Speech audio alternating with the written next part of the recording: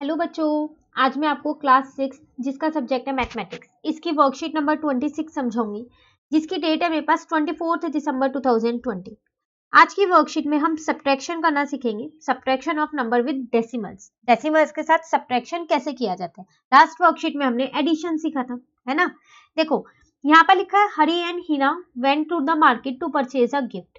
Hari purchased the gift with a discount of rupees 9.89 and Hina purchased the same gift with discount of rupees 10.99. Who got more discount and by how much?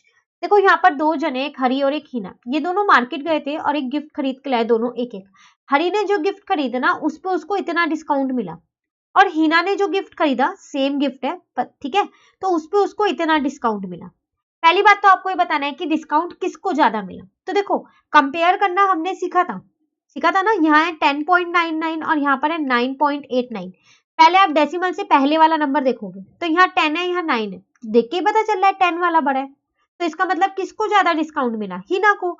तो हमने यहाँ पर लिख दिया Hina got more discount. ठीक है, अब वो आपसे कह रहा है जिसको भी ज्यादा मिला ना ये भी बताओ कितना ज्यादा मिला। तो अगर मैं इस 10.99 में से 9.89 माइनस कर दूं तो पता चल जाएगा ना कितना मिला। तो चलिए माइनस करते हैं। सेम वही करना है जैसे हमने प्लस में किया था। पहले वाला बड़े वाला नंबर लिख दो यहाँ पर। अब दूसरा नंबर लिखने से पहले पॉइंट लगा लो। अब पॉइंट से पहले यहाँ 9 है और यहाँ पर 89 है, बस इसके आगे कुछ नहीं है, 0 लगा दो, माइनस कर दो। 9 में से 9 गया 0, 9 में से 8 गया 1। अब 0 में से 9 तो जा नहीं सकता, तो कैरी ले लेंगे तो ये 10 बन जाएगा और यहाँ 0 बन जाएगा। तो 10 में से 9 गया 1, तो 1.10 फालतू डिस्काउंट हिना को मिला था। ठीक है ना। चलिए अब यहाँ आपसे फिर वही चीज कह रहे हैं, सब्ट्रैक्ट करने के लिए कुछ स्टेप्स को फॉलो करना पड़ता है, तो हम ये स्टेप एग्जाम्पल से ही समझेंगे। ठीक है, देखो एग्जाम्पल है सब्ट्रैक्ट करना है। इतना तो आपको पता है सब्ट्रैक्शन में जो बड़े वाला नंबर होता है वो पहले लिखते हैं, फ्रॉम के बाद वाला जो होता है। तो यहाँ पर 15 और 11, इनमें से 15 बड़ा है तो मैंने 15.45 लिख दिया। अब दूसरा नंबर लिखने से पहले ना मैंने पॉइंट लगा दिया। पॉइंट के पहले यहाँ पर 11 है और पॉइंट के बाद यहाँ पर 2 है। अब 5 के नीचे तो कुछ नहीं है, अब 0 ले लो, कुछ नहीं है तो। ठीक है ना, बन गई ना सेम लेंथ। ठीक है, अब बस माइनस करना है।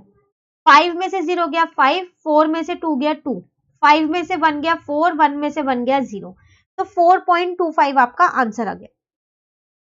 ठीक है, चलिए अब वो क्वेश्चंस करते हैं जो हमें खुद से करने हैं। क्वेश्चन नंबर 1 में तो यही कह रहा है कि सब्ट्रैक्ट करना है, तो चलो करते हैं। फ्रॉम के बाद वाला नंबर पहले लिखना है, इसका मतलब ₹30.8 लिखना है। अब पॉइंट के नीचे पॉइंट लगा दिया, रुपी की जगह रुपी लिख दिया। पॉइंट से पहले यहाँ पर 17 है और यहाँ पर है 35। अब देखो यहाँ पर 5 के ऊपर कुछ नहीं है, कोई बात नहीं, कुछ नहीं है तो आप खुद से 0 बना दो। ठीक है, अब आप माइनस करो, तो रुपी की जगह तो मैंने रुपी ही रहने दिया। ठीक है ना, अब 0 में से 5 तो जा नहीं सकता, कैरी ले लेते हैं, तो 10 और यहाँ आ गया 7। 10 में से 5 गया 5, 7 में से 3 गया 4, फिर सेम वही कैरी लिया, यहाँ पर 2 लिखा, यहाँ पर 10 लिखा। 10 में से 7 गया 3, 2 में से 1 गया 1, तो आपका आंसर कितना आ गया 13.45 रुपीज। तो आपने 30.8 में से 17.35 को माइनस किया। ठीक है, चलिए बी पार्ट देखते हैं। फिर वही फ्रॉम के बाद वाला नंबर मैंने पहले लिख दिया, पॉइंट की जगह पॉइंट लगा दिया। अब पॉइंट से पहले यहाँ 11 है और यहाँ पर 7 है, 7 के नीचे कुछ नहीं है, मैंने 0 खुद से लगा दिया। अब मैंने माइनस कर दिया, 7 में से 0 जाएगा तो 7, 9 में से 7 जाएगा तो 2, 2 में से 1 जाएगा तो 1, 5 में से 1 जाएगा तो 4। ये मेरा आंसर आ गया। तो इसका मतलब आपने 52.97 में से 11.7 को माइनस किया, तो आंसर आया 41.27। ठीक है, चलिए सी वाला देखते हैं। फिर वही फ्रॉम वाला पहले लिख रही हूँ। ठीक है, तो यहाँ पर भी रुपी होगा, तो 201.99। ठीक है, अब पॉइंट की जगह पहले पॉइंट लगा दिया, पॉइंट से पहले यहाँ 21 है और यहाँ पर 29 है, इसके आगे कुछ नहीं है, 0 लगा दिया। ठीक है, अब माइनस कर दिया, 9 में से 9 गया 0, 9 में से 2 गया 7, पॉइंट की जगह पॉइंट, 1 में से 1 गया 0। अब 0 में से 2 नहीं जा सकता, कैरी ले लो, यहाँ 10 हो गया, यहाँ 1 हो गया। 10 में से 2 गया 8, 1 का 1 आ गया। ठीक है ना, तो इसका मतलब आपने 201.99 में से किसको माइनस किया, 21.29 को, तो आपका आंसर आया 180.70। ठीक है, चलिए डी पार्ट देखते हैं। अब यहाँ डायरेक्ट लिखा है अब गलती से भी बाद वाली डिजिट मत लिख लेना, पहले यहाँ पर बीच में माइनस का ही साइन लगा के दिया है, तो बड़ा नंबर है 18.5, ठीक है ना, और छोटा नंबर है 9.84, पॉइंट की जगह पॉइंट, पॉइंट से पहले 9, पॉइंट के बाद 84, इसके ऊपर कुछ नहीं है, 4 के ऊपर 0 लगा लिया, 1 के नीचे कुछ नहीं है, 0 लगा दिया, अब माइनस कर दिया, तो 0 में से तो 4 नहीं जा सकता, कैरी ले लिया, ये 10 बन गया आपका और ये 4 बन गया, 10 में से 4 गया 6, अब 4 में से 8 नहीं जा सकता, फिर यहाँ पर कैरी लिया गया तो ये 14 बन गया, 14 में से 8 गया तो 6 बचा, ठीक है, 7 में से 9 नहीं जाएगा, फिर इसको 17 बना दिया, इसको 0 कर दिया, ठीक है ना, तो अब क्या किया, 17 में से 9 माइनस किया तो 8 बचा, यहाँ पर 0 आ गया, तो ये आपका आंसर आ गया। इसका मतलब 18.5 में से अगर मैं 9.84 माइनस करूंगी तो 8.66 मेरा आंसर, ठीक है। चलिए क्वेश्चन नंबर 2 देखते हैं। आपसे कह रहा है John bot 5.5 kg sugar, 4.5 kg of sugar was spent in making sweets. How much sugar was left behind? कह रहा है एक बॉय है जॉन, उसने शुगर खरीदी कितनी, 5.5 kg, ठीक है, उसमें से 4.5 kg ना उसने स्वीट्स बनाने के लिए यूज कर ली, मिठाइयां बनाने के लिए। अब बताओ कितनी शुगर बची, ठीक है, वो आपको बताना है। तो चलो यहां लिखते हैं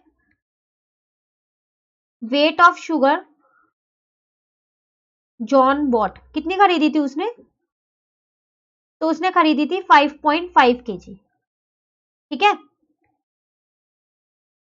sugar used in making sweets, sweets बनाने में कितनी शुगर लग गई, वो आपकी लग गई 4.5 kg, ठीक है।